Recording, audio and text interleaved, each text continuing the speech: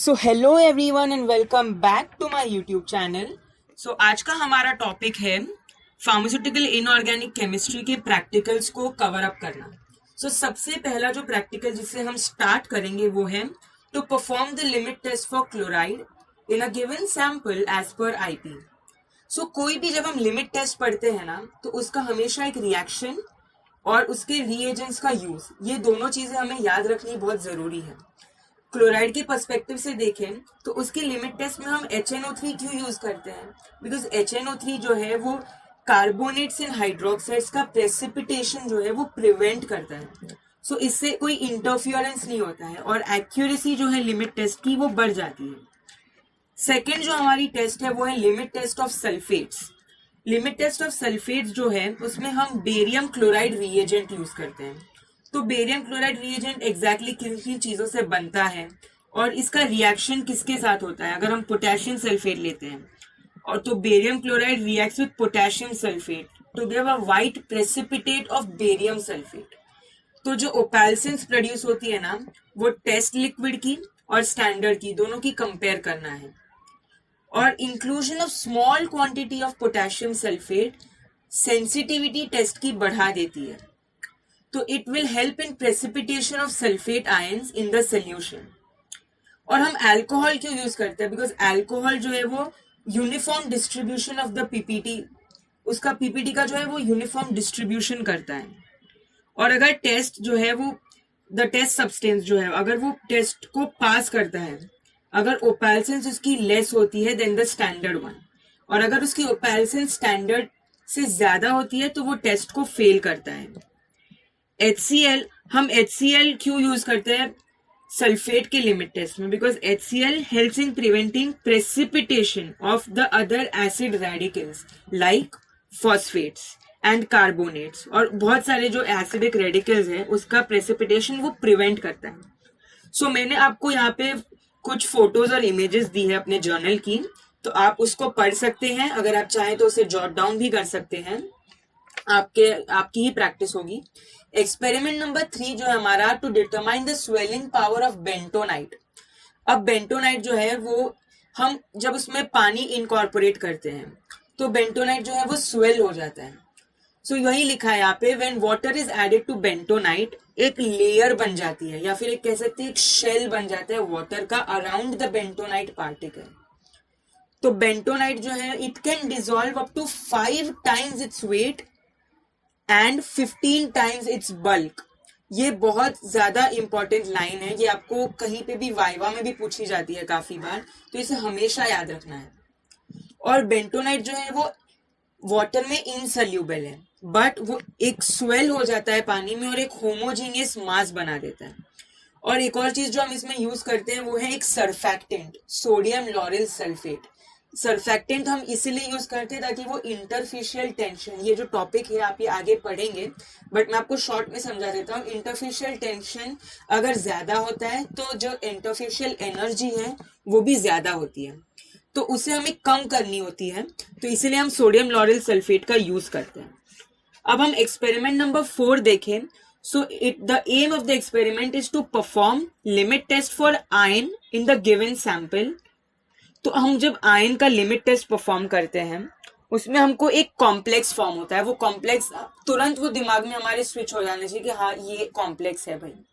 और इसमें ferric ion impurities जो होती है तो वो थायोग्लाइकोलिक एसिड जो हम उसमें यूज करते हैं, फेरिक आयन कन्वर्ट हो जाता है फेरस आयन में, that is Fe3+ gets reduced to Fe2+। इसमें हम सिट्रिक एसिड भी डालते हैं। Citric acid is used because वो एक सोल्यूबल कॉम्प्लेक्स बना देता है आयन के साथ मिलके। अब ये कॉम्प्लेक्स का बनाने का फायदा क्या है भाई? हम तो ऐसे भी बिना सिट्रिक एसिड के भी बना सकते हैं, लेकिन अगर ये कॉम्प्लेक्स बनता है तो वो प्रेसिपिटेशन जो है वो प्रिवेंट करता है, तो वो प्रेसिपिटेट नहीं होगा आपका कॉम्प्लेक्स। अब हम इसमें अमोनिया भी डालते हैं तो ये अमोनिया भी आपको प्रेसिपिटेट कर देगा, तो इसीलिए हम सिट्रिक एसिड पहले से बना के उसको एक कॉम्प्लेक्स फॉर्म कर देते ताकि वो प्रेसिपिटेट ना हो। अमोनिया हम क्यों? अमोनिया पहली बात तो कलरलेस है और न्यूट्रल है, तो कलर जो है वो सिर्फ एक एल्कली, जब कंडीशन एल्कलाइन होती है तभी उसमें कलर चेंज होता है। वो एसिडिक और न्यूट्रल कंडीशन में कलर का कोई भी उसमें चेंज नहीं होता। अगर कंडीशन एल्कलाइन होती है तभी ही कलर चेंज होता है। और ये जो कंपाउंड फॉर्म है ये stable only in absence of air होता है। मतलब अगर आपके सैंपल के आसपास ये जो हमने कंपाउंड बनाया है उसके आसपास एयर होगी तो वो फेड हो जाएगा, क्योंकि ऑक्सीडेशन होगा उसका। तो जो हमने इतनी मुश्किल से Fe3+ को Fe2+ से में कन्वर्ट किया था वो वापस Fe2+ से Fe3+ कन्वर्ट हो जाएगा। तो अब भाई फायदा क्या है उसका। सो इट्स बेटर कि आप इसे जितना हो सके उतना एक्सपोजर टू एयर अवॉइड करें। और जो कलर चेंज होता है वो इमीडिएटली हमें कंपेयर करना है। और एक चीज जो बहुत इंपॉर्टेंट होती है, फेरिस थायोग्लाइकोलिक ये जो कॉम्प्लेक्स है इसका कलर जो है वो डीप रेडिश पर्पल होता है। मतलब थोड़ा सा पर्पल उसमें थोड़ा सा रेड का शेड, ऐसा कलर होता है वो। और यही कलर हमें कंपेयर करना है। सो आज के इस वीडियो की लास्ट टेस्ट है to perform the limit test for arsenic. ये इसमें जो एक अपैरेटस यूज होता है उसका नाम है Gutzeit apparatus. Gutzeit apparatus is very very very important, तो ये नाम हमेशा याद रखना। और जो आर्सेनिक प्रेजेंट होता है वो इस सैंपल में कन्वर्ट हो जाता है आर्सेनियस एसिड में या फिर आर्सेनिक एसिड पे। उसका वैलेंस स्टेट पे डिपेंड करता है कि उसे आर्सेनियस में कन्वर्ट होता है या आर्सेनिक में कन्वर्ट होना है।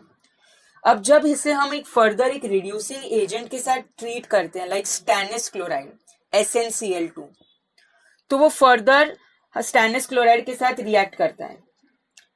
आर्सेनिक एसिड जो है वो अगर हमारा फर्स्ट स्टेप में आर्सेनिक एसिड बना है तो अब हमें उसे रिड्यूस करना है आर्सेनियस एसिड में।